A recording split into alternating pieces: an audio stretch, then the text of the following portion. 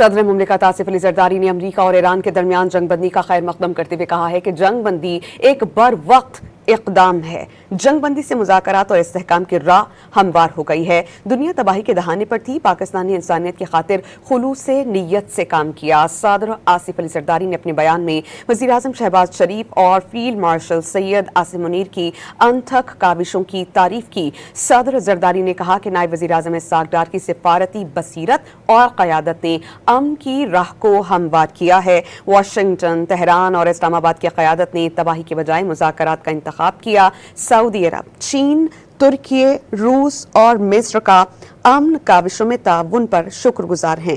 امن، معاشی استحکام اور عوام کی فلاح و بہبود کے لیے ناگزیر ہے۔ پاکستان کو فخر ہے کہ اس نے دانشمندانہ اور امن کے عزم کے ساتھ قیادت کی۔ جنگ بندی کو پائیدار بنانے کے لیے مسلسل مذاکرات اور اعتماد سازی کی ضرورت ہے۔